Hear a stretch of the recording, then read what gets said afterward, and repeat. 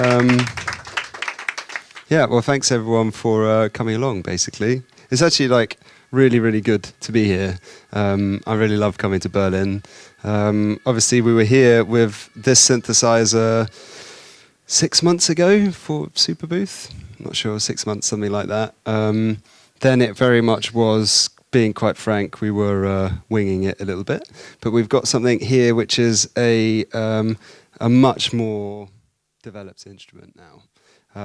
And it's come along, well, a long way, and we're almost ready to start shipping these out. The company, my name's George, and my company is UDO Audio. We make synthesizers at the moment, and this is our debut product, the Super 6. This is a kind of hands-on hybrid analog digital polyphonic synthesizer. Basically, it's kind of a very, I don't know how to describe it more than a very sort of hands-on, playable, fun instrument. It kind of, I've designed it for me, basically, and I'm impatient, and so I really like to play these things. I'd like to be a performing musician that's out like gigging and doing whatever, but I can't play the keys well enough or probably have the patience. But I really like to play synthesizers. I like to play keyboards, and I like to kind of go on little journeys in sound and sort of see where it takes me. And so we've made an instrument, UDO. Colleagues of mine, Will and Anthony and Kez and Magnus back home in the UK. Really, because it's the instrument that we all wanted. Possibly it's the instrument that I wanted, and I maybe overruled them once or twice, but we don't talk about that. But also, it's like, okay, we're a new company, UDO Audio. This is our first product, the Super 6. But I've got a reasonable history in kind of electronic musical instruments. Been making kind of chips for repairing old analog synthesizers for a number of years. I worked with a Modul and have kind of had a long career in engineering and decided eventually that no, synthesizers and music equipment is what I wanted to build. And so we started UDO Audio about 1.5 years ago. And yeah, I'm really, really happy to be here standing in front of you guys and to give it a whirl. So I'm not going to talk too much. I'm going to get on and just sort of make some sounds with the instrument, try and do a bit of like on-the-fly patch creation. I've got like 1 or 2 presets, so if I go in my book here, that's probably what I'm doing. But just to sort of try and show off some of the capabilities of the instrument, and then I'll have a little chat afterwards and we'll go through some of the sort of things that make it unique and interesting. And yeah, and then maybe 10 minutes at the end, if anyone wants to ask anything and like pick my brains on stuff, I'll do my best to answer. As always, I haven't really rehearsed anything as much as I would like. I did actually sit down at my sister's place last night and had some great fun making some sounds. But yeah, so I hope it's not going to make your ears bleed. But yeah, I'll do my best. So yeah, I'll probably do about 20 minutes of just playing and jamming on the synth, and then yeah, have a little chat afterwards.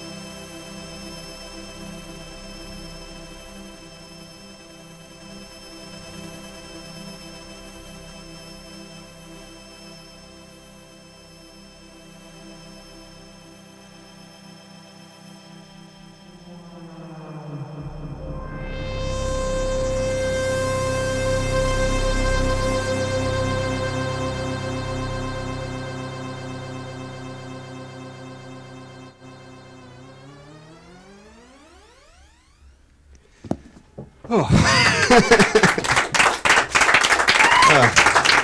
Oh.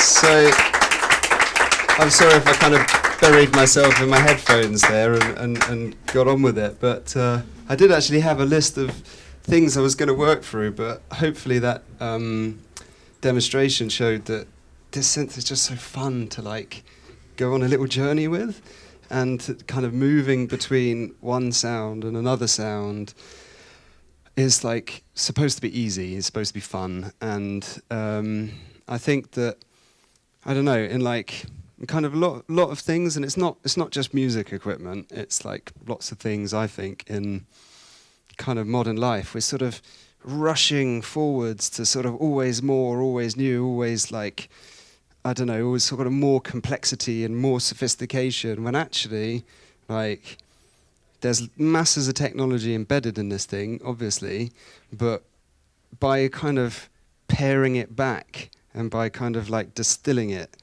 the kind of the sounds and the sort of the sound engine, so that the basic elements sound nice, and then giving you like really fine-grained, really accurate control over everything. The idea is that actually the immediacy of it is what helps you get to the sounds. And yeah, so hopefully, yeah, you enjoyed that little demonstration. I certainly enjoyed it. I don't know how long actually, it's we've got a clock. I don't know how long I was actually doing that for. Was that 15 minutes? 50? Oh, you're joking. I actually... 45, okay, well, I better actually wrap it up pretty fast then, because I think I've got a sheet down here somewhere that tells me, Will, my colleague, wrote it for me, tells me what I have to do. It didn't say that. It's actually said brief introduction for 2 to 3 minutes. Maybe I got that bit, and there's a performance for like 20 minutes. So maybe it was a bit longer than that. But so I was sort of... Oh, well, I hope I enjoyed it. It sounds really nice. I haven't actually had the pleasure of like listening to this thing on like a nice PA system, but I think the guys here at Schneider's are quite used to setting up sound, so it sounds good. And I'm playing this synthesizer, and people in the video probably can't see, but like the room is like buzzing with kind of lights and flickering bits of kit. It's like a really nice setting. Actually, there's 2 really nice big PA speakers like at the back of the room, quite wide. So it was actually quite pleasant. I know I had headphones on, but I could actually feel the bass as well, which was quite fun. Oh, that would be why then. I was thinking, oh, is it really loud or something? Because I can feel it with the headphones on. But yeah, so I guess, how long have we got, basically? As long as it takes. Okay. I'm going to do like maybe a really quick fly through then of like the synthesizer itself, I think, and then I'll sort of do a little whiz, and I don't know if any of you want to ask some questions or whatever at the end. I'd be maybe that'd be useful for me, because it would give me a couple of prompts to like talk about stuff. But yeah, basically, I'm going to get my notebook here. I hope you don't mind. I tried to talk to the guys I'm working with, and I think I actually wanted to put a music stand on the synthesizer, but I think the idea was that might be a little bit naff, so that it could sort of do that for like sheet music, but actually I can't read music, so it's just kind of a load of scribbles. But maybe at some point I'll make a special for myself, which actually has a book stand on it, if I'm not, wearing slippers by then. Yeah, so basically the synthesizer is inherently a digital analog hybrid synthesizer. It uses something called an FPGA to do the digitally bits, and then so like the oscillators and the super fast modulators and LFOs. It then uses analog filters from a company in America called SSI, and also the VCAs from the same people. It provides you 12 voices of playable polyphony, but everything I did there was actually only 6 voices of polyphony, and it's in the binaural mode. So essentially what really sets this synthesizer apart, well, there are a few things, and often they're quite subtle, but some of the major things is this sort of binaural stereo sound engine.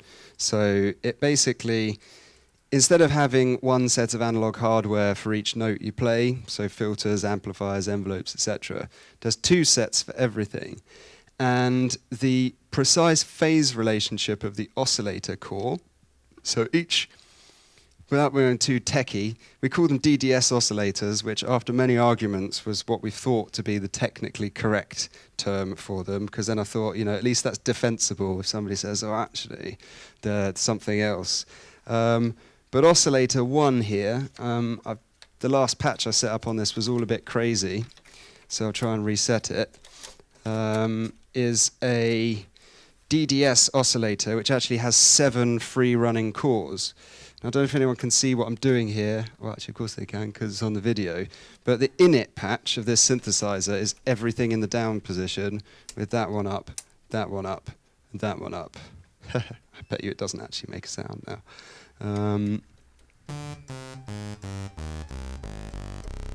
So yeah, the idea is that, okay, so we can hit the manual mode, make everything pick up there where it is, but if you want to go back to a basic sound, you just pull all the switches and all the faders. The great thing about faders, to me, is you can pull them all in one go. So if you want to get back to a kind of basic sound, there you go. And that's generally, it's my starting point for like any kind of sound development. Usually put everything down, hit the manual button, so everything picks up where it is, and then I go from there. So then I'll show you how the sort of the stereo engine kind of helps to really quickly develop a patch. I've got a whole pedal in here that I keep kicking under the table, but if I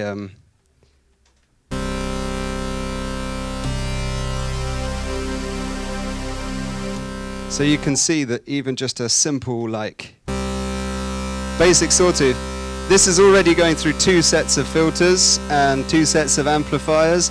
The oscillators are phase locked. We've tried to dick around till we got the sawtooth sounding nice, but then when you kind of switch it up, we're adding in these carefully controlled phases, and maybe in the room you guys can hear it, but it sounds never static. It's kind of rotating a little bit. And then we can detune it.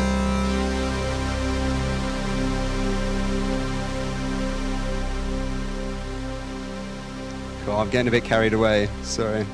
Got to get the levels right.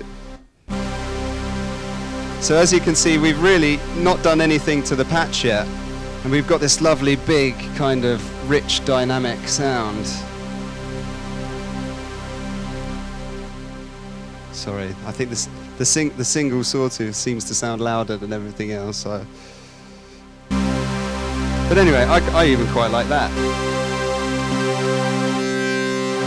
So I could do something with that. We can also dynamically detune and dephase them. So we get, I'm using LFO here.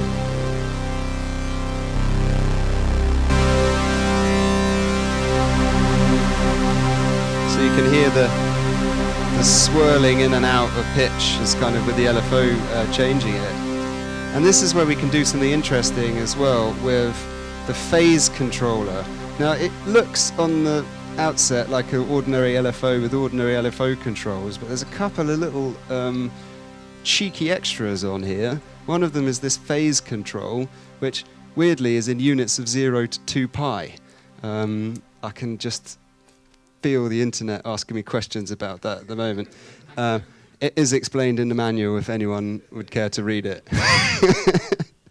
But what that lets you do effectively, so let's just play a note. If I put some amplitude modulation onto a note, so you should be able to hear that note now pulsing with amplitude modulation, so it's a classic tremolo.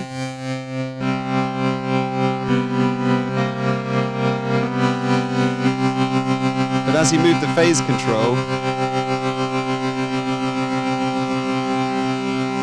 you see it moves That's the gremlins in the PA system somewhere. It moves from amplitude modulation into a kind of movement. Now where that gets interesting is when you start having some long releases and kind of one LFO per voice. There's actually, 12 LFOs here embedded in this little module. They all start moving around independently.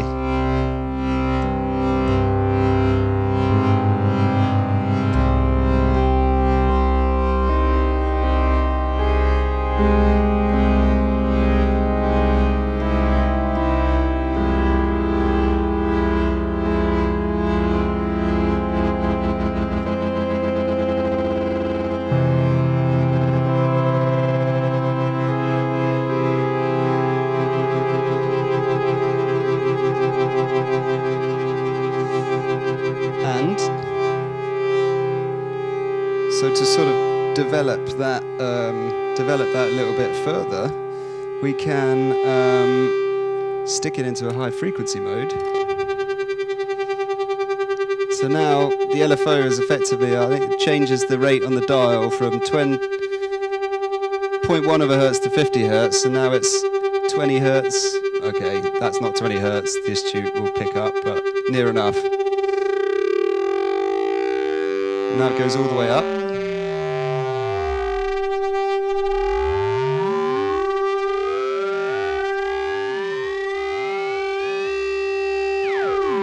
Quite high frequency. And the great thing that these really high sample rates of the digital part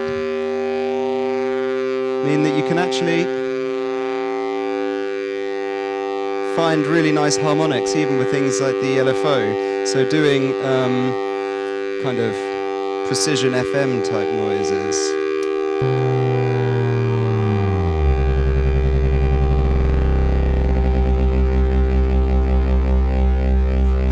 Really nice, like meaty kind of, don't know how to describe it. And then when you start moving the phase control now, you start getting, you can't quite tell what's happening, but if you combine, it's a sort of a careful mix of what's going on in the oscillator section of the cell with the 7 free running cores which have their phase relationship sort of controlled to fool you into thinking that the sound is sort of dislocated in space.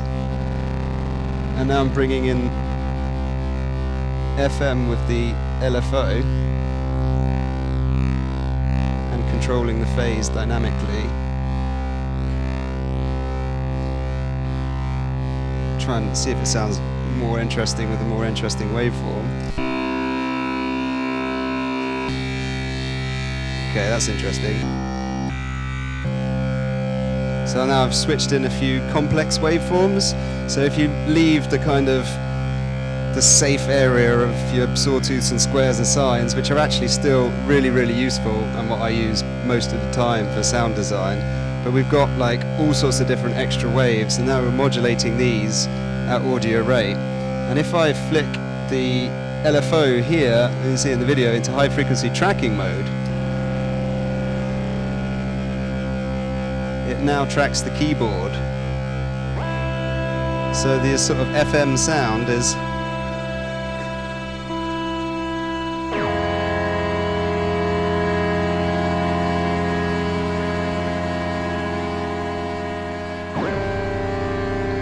keyboard tracking.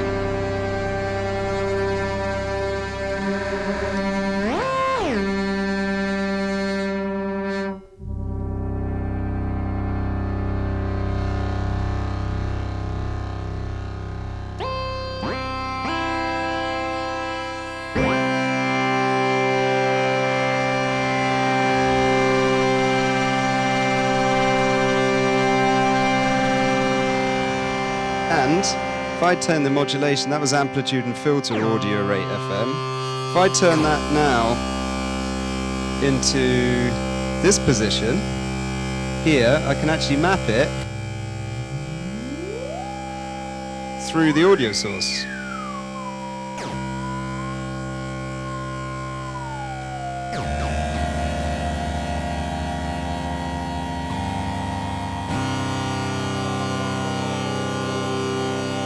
So now the LFO is actually coming out the same audio path as the speakers.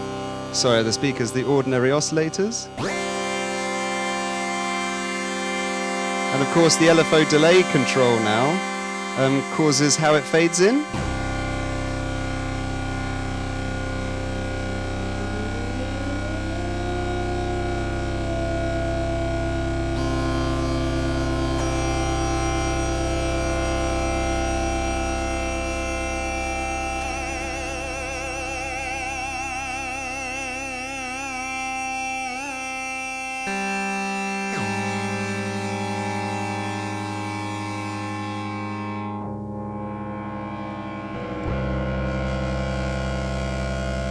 So you can actually map it through either oscillator channel.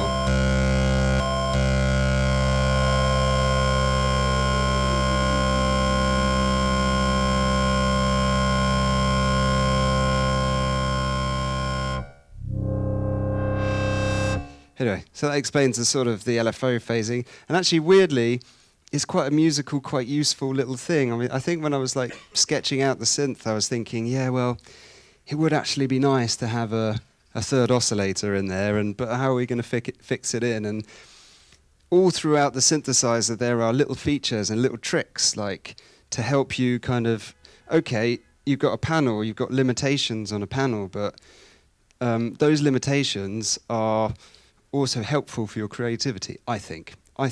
Many would disagree, but buried in those limitations are these little tricks. It's like, oh, okay, so I want a third oscillator for my sound. Okay, I can just add one in. I can use the LFO. Okay, I sacrifice the LFO, but I've got one here in the modulation section, and I can switch it into on mode, and that frees up that as a sort of permanently usable LFO.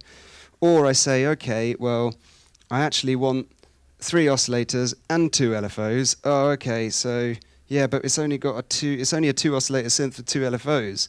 So, well, I can switch DDS2 into LFO mode, then I've got dedicated controls to use it as a source, and then it frees up DDS2. It's like, oh, my sound's a bit thin, but then you can flick in a sub-oscillator. So there's buried all through the synth, you know, the LFO can do keyboard tracking and FM, the envelopes can be looped to be LFOs. There's all these like little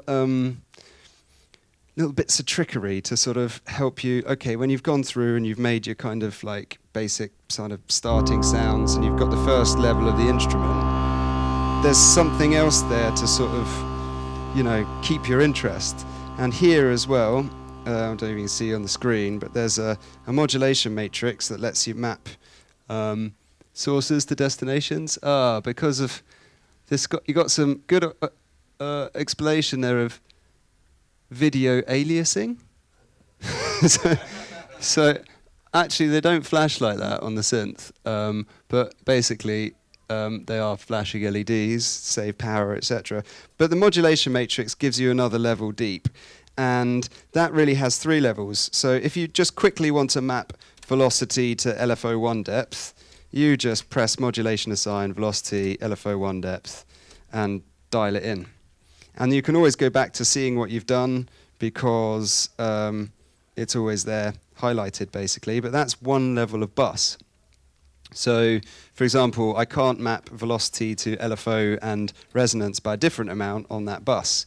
However, I can then just press and hold the 2 individually, and they should start flashing. Don't worry, we're working on that. But then you can actually assign the direct mapping. But of course, it won't be so immediately visible what you've done. So it's like, you know, you've gone through the front panel. Okay, I still want to do a bit more. You've gone through the first level of modulation bus. I've done a little bit more. Hopefully, that's like filtered down to the last kind of, you know, 5% of sound design. Then you've got the individual levels, and then one level deeper than that, we can actually choose, say, oscillator 2, which is an audio rate modulation source to map any parameter you like by moving the controls. Same with velocity, etc.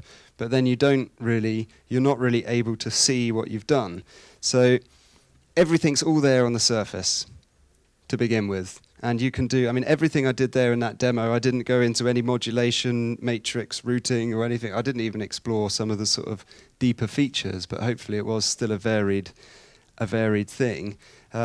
but there is power to sort of go deeper below the surface. If you want to start going, okay, well, I need to just, you know, tweak the last little tiny bit of LFO cross modulation and get it just in tune, the precision is there, and the granularity of all the controls is there, and the sort of the happy marriage of analog waviness and imprecision and digital precision, which the FPGA gives you quite a lot in terms of high sample rates and sort of almost transparency of digital, so that if you want to go deep, it's kind of, it's there and available for you. So I realised that time's sort of ticking on. I might just mention, rather than sort of talk more about the tech, because we are going to do more videos, we are going to do more demos, I'm going to talk a little bit more. I'm sure you'll be really bored of that eventually, and we will be releasing a lot more information on the synthesizer to read soon. But I just want to sort of talk a little bit about the ethos of the instrument and about kind of, why we made it and where it came from, basically, just for a couple of minutes before I take questions. Is that really, I spent kind of 10 years of my life working for engineering firms and medical devices and aerospace and sitting in front of a computer designing things, albeit interesting work, fine, sure, but it was very much computer-based work, very sort of technical. And making music has to, for me, be very different to that. I like playing and programming. I can't be sort of at one computer and then come back and work at another computer. And we really wanted to make something that really feels like an instrument, not a computer.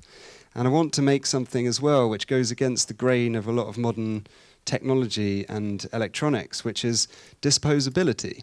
So often things sort of, we buy them, they go obsolete after some time, and it is rare actually. There's a saying, they don't make them like they used to. Well, this is kind of made even better than many things used to be made. In my opinion, we've used the absolute best of kind of modern metalworking and machining technology to make a really good, solid instrument. I wanted to make something that looked really good with stickers on it, with the end bashed, with the sliders bent off. I wanted it to look good in 30 or 40 years, standing up next to a rack of guitars in Electric Ladyland or something in Bristol. You might not be familiar with it, but it sells vintage guitars, and it's really... So I wanted to make something which was really, that was enjoyable, that was fun, that was easy, that was immediate. And, I think the ethos for us is that if it's kind of really fun to play, if it sounds really nice, and if it's really well made and it's lasts and it feels nice, everything's solid and responsive and immediate, then it's kind of timeless. It's like this is both already out of date and at the same time quite new and fresh. So it's kind of, we thought long and hard about the kind of instrument we want to make, and hopefully I think it's difficult to convey some of the things about the construction and about the physicality of the instrument online or in photos, but hopefully people here can come and have a little fiddle and see. So I am really, really excited to see what people do with it. I certainly have had so much fun playing it. And it's really, really nice to come here to SchneidersLaden in Berlin as well, a city which I really love, to come and play it to you guys. Carrying it in the flight case, it is actually kind of portable, kind of carryable. Did survive being thrown around by the baggage handlers, and carrying here with a flight case, I actually felt like a musician. A proper one. Didn't sort of let anyone know that I had to start an entire company, build an entire synthesizer, and travel all the way to Germany to get the chance, but still counts. Still felt like that for a bit. But hopefully you can see that's fun, see how much fun I have playing it, and how much I enjoyed it. And I just can't wait to see what people do with it. I really can't wait. And I think I might leave it there because I've probably already well run over my time. Maybe if anyone wants to ask anything at the end, any questions? Hi. First off, I wanted to say great performance. Don't be too hard on yourself. It was really good. Some people might pay for this. Oh, well, thanks, man. You're a musician. Well, thank you. I really appreciate that. My question is, how does it handle polyphony? Like you say it's 2 times 6, and how is it with the note stealing and everything? Sure. So basically, you have a pair of voices. So a pair of kind of sound channels for each of your 6 super voices, we call them. So then you have 6 notes of polyphony, and there is actually a kind of low-level configuration that lets you adjust what kind of priority scheme you have. At the moment, I've set it to newest note priority. So you basically, when you press a note, something always happens. Actually, that's not always the best thing. Sometimes it's good, such that a new note doesn't steal a note from the old one. The releases generally tend to steal in all the modes. But you can decouple the binaural mode and split it left and right. So the voices are now mono. They don't have this nice sort of wide, swirly depth to them and the kind of subtle analog variations between left and right ear. But you do get those extra notes of polyphony. And for a number of sounds, that's like really useful. You still have the super wave oscillator cores, you have everything. You don't have one oscillator per voice, one LFO per voice, you have LFO per pair of voices. But with the exception of that limitation and the fact that now you have conventional synthesizer voices, not kind of super voices, it's a fully featured 12-voice instrument. And it's got the sort of regular modes of unison and so you can stack all your voices up together and choose how many you stack as well.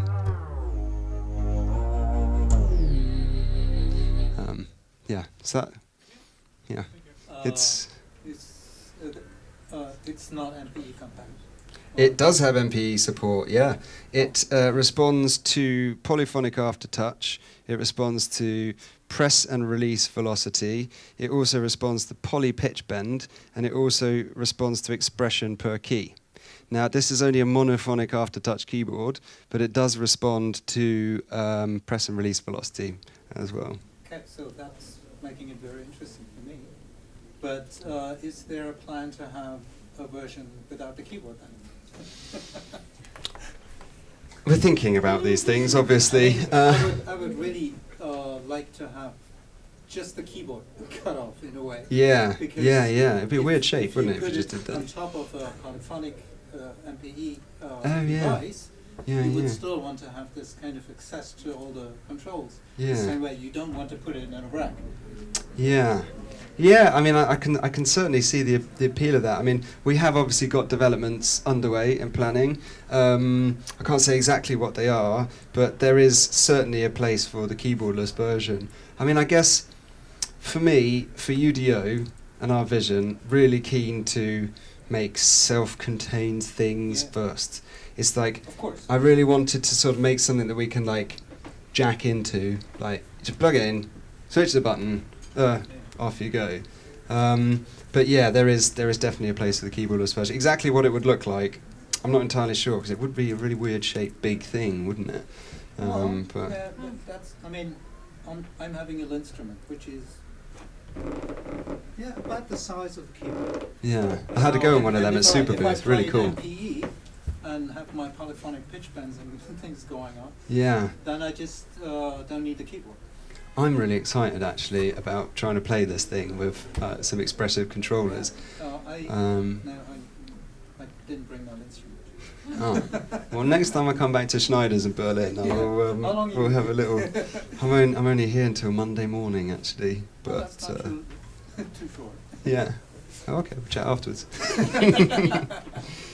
Cool. Hey. About the effect section? Oh yeah, I didn't even really talk about those, did I? So it's got delay and chorus. The delay I used quite a bit in that little performance that I did. And one of the things I like about this delay is that the maximum control is like completely infinite it will degrade eventually, but you have to wait a very, very, very, very, very long time. I've never actually experimented how long you have to wait before it eventually goes to mush, but probably quite a while, I should imagine. If it's digital, you could keep it on forever. Ah, you always get a little bit of quantization error of the last bit. You always get a little bit of chaotic uncertainty on the quantization, so eventually it will always... Well, if you allow the delay times only sample exact, then no. Well, let's try it out as an experiment. I am actually well up for that, but we might need some time, but I think they've got some beers out there. We can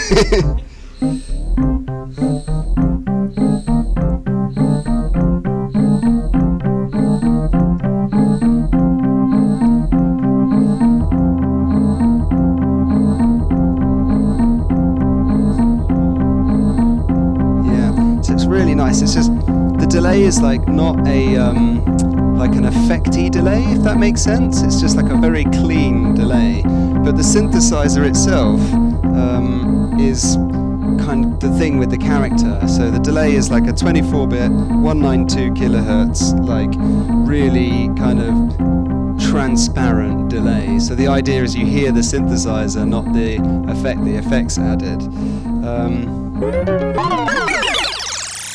As the delay disappearing into the abyss. And there's a chorus section, of course, as well. And there are... it's kind of unwittingly made a kind of strange organ sound.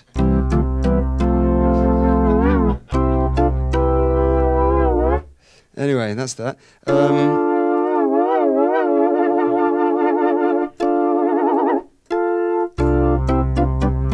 Don't know. I don't know what we did to actually make that, but never mind. So you have the instrument actually has a kind of a wide chorusy character anyway because of the sort of multi-oscillators. So make a one oscillator patch. It's thinned it out quite nicely. So the first level of chorus is like...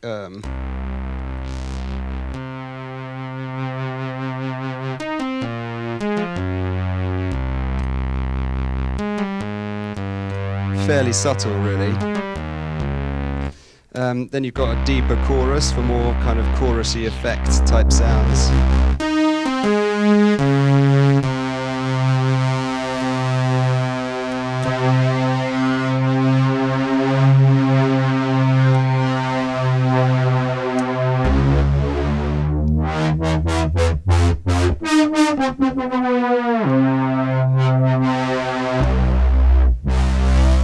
And then the third chorus, I kind of need is a stereo ensemble triple chorus, which is specifically designed to add something to stringy patches.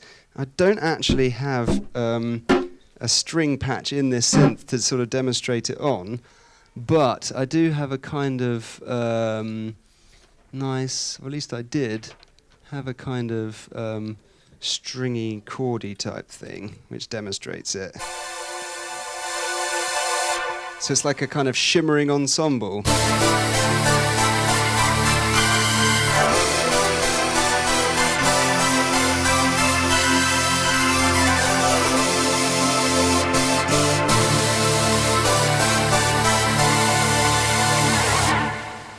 If I take that off, maybe you can hear it. So the triple chorus is like, we've tweaked around with that quite a lot. So it's basically 6 delay lines, each moving in a careful phase relationship, slightly moving left and right to give it that kind of like, I don't know, that's the only way to describe it is it's like a really nice, like, classic ensemble chorus.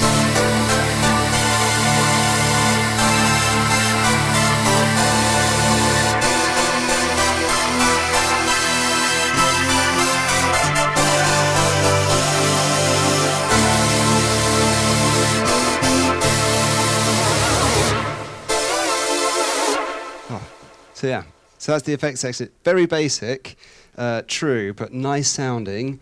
And immediate controls, particularly with the delays. So like the sort of performance we were doing earlier, I used it quite a lot to sort of go in there and then... You made your first transition using it like with the feedback. Yeah, it's really useful for that because it's decoupled from the synth engine, so it carries on its memory even if you're sort of changing the sound here. So it's kind of like, it is a compromise. You can't sit down there and dial up exact kind of chorus settings or whatever, but to be quite honest, I don't think I actually used the chorus at all in that demonstration. There are like some sounds where it's like that, it's just really nice with a bit of chorus. But I find I don't actually use it that much, only on particular sounds, but delay is very handy. And having those controls just there, so it's immediately accessible, is like a kind of compromise between, okay, yeah, well I can just immediately tweak to get to where I want to be. It's again what you said, like you have, if you sacrificed already the binaural thing for whatever use, you can still get to the chorus and have kind of this effect again. Yeah, and that triple chorus is a really, maybe you can hear it in the room, but it's like a really like wide, swirly kind of chorus, so it does help you do it. In fact, that's the old trick, but the old Roland synths did that. It's oh well, you know, we're not going to have a second oscillator or whatever, but shove a chorus on it, and all of a sudden it's massive. So that's so the effects section, simple, but to my mind, nice sounding and usable, basically.